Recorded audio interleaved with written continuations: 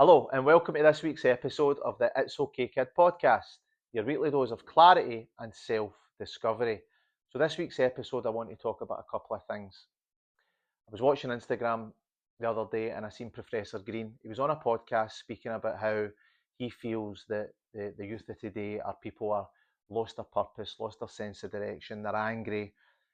Everything's a fortune these days, and he was kind of coming at people are angry at the government. But I get why people are angry, why people have lost. I'm having conversations, coaching conversations about people who'd have kind of lost their sense of purpose, they've lost direction, they're maybe unhappy in their job, relationships, and they're kind of looking for a sense of purpose, or they're looking for some advice on what they should do next. I was there. I was like that in COVID. I've spoke about this before, where it was my only source of income. Everybody get papped in the house, and we're kind of going, shit, if I lose my job, how am I going to support my family?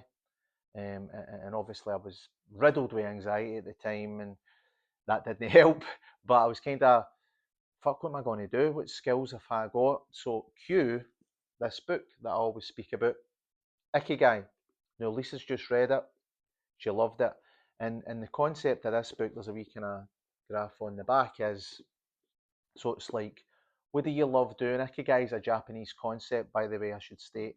And this book is filled with interviews with people in Okinawa who have lived to over 100, and it's interviewing them and asking for their advice on how you lead a purposeful life, and how they think they have lived to over 100. So it's about finding something that you love, a problem that you can solve in the world, what the world needs, what you can be paid for, and then what you're good at. So, what do you enjoy doing?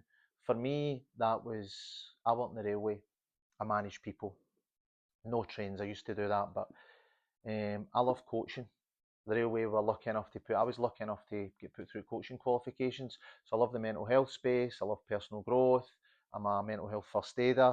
So I kind of love having the conversations. That's something that I'm really passionate about. I love speaking. I'm into podcasts. And that's where I kind of landed on. I read this book and it kind of got me thinking, what other skills do I have? What do I love doing? What problems can I solve? And then potentially, what could I be paid for? And if you're looking, I give everybody this advice, if you're looking for that, one, read this book. I'm not on commission, by the way. I just love the book. And two, be aware if you're not happy in your job, or you're not happy in whatever aspect of your life, be aware of what you're consuming, what conversations you're having, what you're good at, what skills you've got, what do you love doing. If you love doing something that you're maybe not qualified, you've not got a skill, can you learn a skill? Can you watch YouTube videos to get good at something? And then, as I always say, put yourself out there. That's what I'm doing just now. I mean, that's a massive life hack is when you first start to do something, or you first want to go and put yourself out there, and whatever it is, you need to learn, you need to accept the fact you're going to look stupid. It's a massive life hack, that, to look stupid. Even in the workspace, that person that won't put their hand up and ask a question, you got to look stupid for 2 seconds, but the minute you've got the knowledge, you've got it forever. So you won't be stupid forever, but you need to look daft at the start to learn the skills you need to then push on and grow and get forward. And that's what I'm doing right now. I think I'm on my 10th episode. My goal for this year was 11. I'm going to push past that because I love doing this, but you're not going to look good at the start. And I know I spoke a lot about this stuff at the start, but hopefully I've calmed down since then, and I'm better at speaking, I'm better at pointing out tips. And that's it. Look at, do your friends and family come and ask you for advice? Maybe ask your friends, ask your family, what do you think I'm good at? I'm not happy in my job. I want to do something else. I'm into this thing. Do you think, am I good at that? Do I speak about it? If it's photography, if it's podcasts, if it's whatever it is, have a look at what you're consuming, and don't tell me you've not got time, because if you do a wee graph and you put your work, put your sleep, and you put your downtime, this is an actual life hack and it's a trick. I bet you've got about 14 hours spare every week that you doom scroll, watch Netflix. If you've watched every series, all the latest series is on the telly, you've got time to start something new. You've got time to learn a new skill. So this is the time to do it. You're trying to be the greatest version of yourself.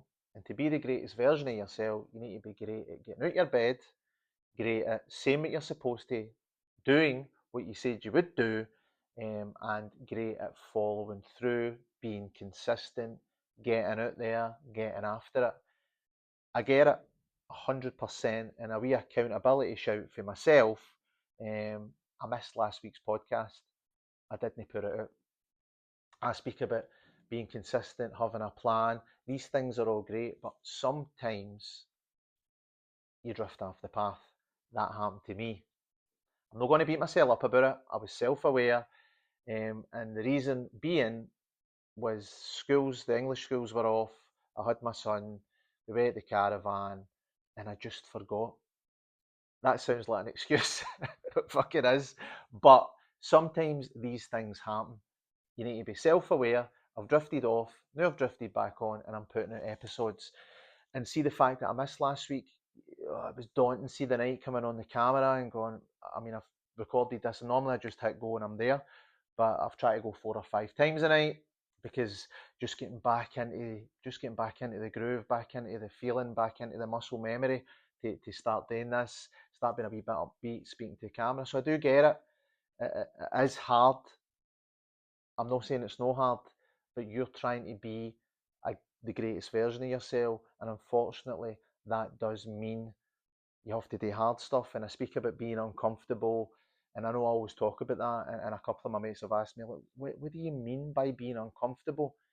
And that, so I've not been clear on these podcasts, obviously, but that means like learning something new is uncomfortable. Getting up at 5 in the morning, I can't do 5, I do 6. Getting up at 6 in the morning is uncomfortable. Who wants to get up at 6 in the morning and go to the gym and do all this stuff? But you need to do that to grow. Putting yourself in front of the camera is uncomfortable. Speaking in public is uncomfortable. But if that's a passion of yours, you need to be uncomfortable at the start to then learn the skill to get better and consistent. And the minute you start getting better in a skill, I knew myself with Thai boxing, I'd always wanted to do that. But basically, I was scared of getting punched in the face, and these people were much better than me. And it's like when you first sit your driving test, you sit in the car and you go, "I'll never be able to fucking drive this car. It's pedals, it's steering," and that was me with Thai boxing. All these people were light years, in my opinion, ahead of me. But all it took was 2 months, 2 or 3 months. I could hold my own. 3 and 4 months, I was competing. 5 and 6 months, then you're in, and you're a problem for some of them. Some of them, you know, there's people that are always ahead of you, but you learn the skill. It takes the shorter time it takes. It takes. So what's the word I'm looking for here? It doesn't take as long as you think, is what I'm trying to say. Get yourself in, put yourself out there. That's what being uncomfortable is. You're always uncomfortable at the start. So thanks for chinning me for not being clear, but that's what I'm speaking about when I'm saying you need to get uncomfortable. You're trying to be the greatest version of yourself. Because I've got a tattoo says memento mori, which is a Latin phrase, or a Latin phrase, which means we're all going to die. 100 years from now, nobody will remember you. So we're all going to die, and as morbid as that sounds, put yourself out there. What does it matter? You always regret, and I've wrote this down, you regret the inaction twice as much as the mistakes. So sitting there doing F all about your passions, about your dreams, that's what eats you up inside. And how do I know that? Because I've done it, which has led me to here. I would rather have a go than never have a go, because these are the kind of things that you lie in bed at night and go, fuck, I wish I could do that. And that's even a good thing for if you're looking for something, if you're looking for direction. But have a look on social media or whatever you consume, YouTube. And I bet you there's some people, if it's podcasts, you're looking at that and going, I could do that. That's an indication. That's you telling yourself something that if you think you can do something, have a go. You might like it, you might not, but at least you tried. You'll never regret trying. You'll always regret not trying. Now, the second thing I want to speak about is the two main resources that you'll need to do this, which is your time and your energy. Like I said, You don't want to be wasting time thinking about trying. Just make a plan and get going. Make a plan for your time. Don't be sitting watching Netflix. Don't be doom scrolling for 3 hours and says you'll not get time. You have time, but you need to protect it. That's why you need to plan. I always talk about this. I've got it in the fridge. Me and Lisa put what we're doing for the week on the fridge. I'm doing podcasts. She's a therapist, so she's doing a therapist. Well, she's training to be a therapist. Everything that we feel is important that week, even the gym goes on there, meal prep, Caleb, everything goes on there. They're the most important. They're the non-negotiables. That's what we're doing this week.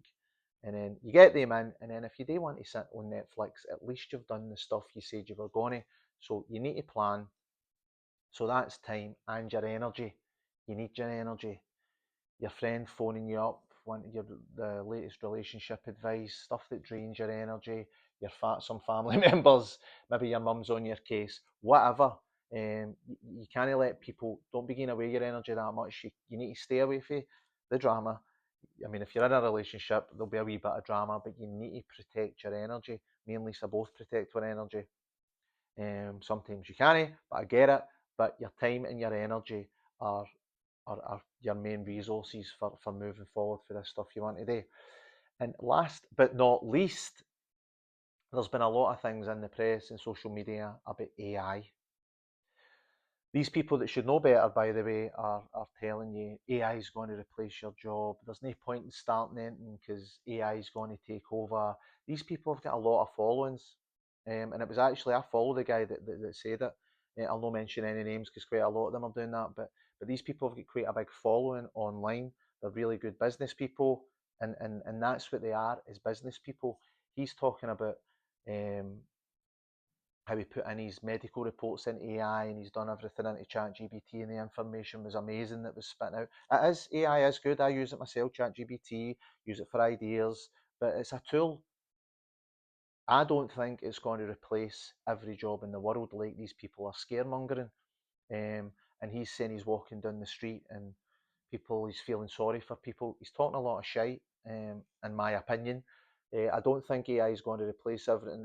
And these people have got a vested interest in starting, because you could put your sale out there, end up on social media and taking some of their customers. So these people should know better, because you might be looking at them for advice, you might be watching their podcast, you might be following them on social media, and they're telling you to start something because it's going to be you're going to be replaced by AI, and it might put you off.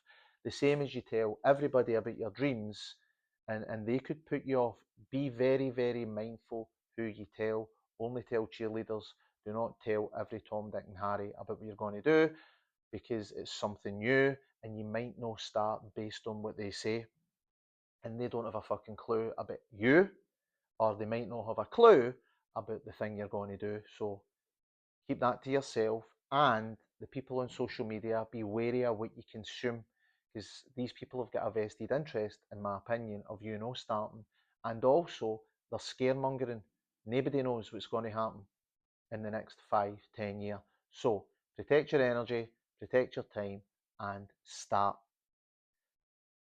Thanks very much for listening. This will be coming every single week. I do apologise for not putting it out last week. That was on me. I'm back in the groove, hopefully. I'm going to get the elusive Lisa. She's promised to come on. It is going to happen. Lee's in Thailand. He's getting a rematch. He won his first fight. He lost his second fight. He's getting a rematch at the end of the month. He'll be back in January. He's going to come back on the podcast and talk about his experience over there. If it's at Lee Mackay, give him a follow on Instagram, and watch his journey. His podcast, his social media is amazing. His journey, his wee voiceovers, very funny, very tough, really good page to follow. So give him a follow. As always, hit me up on It's Ryan Monty.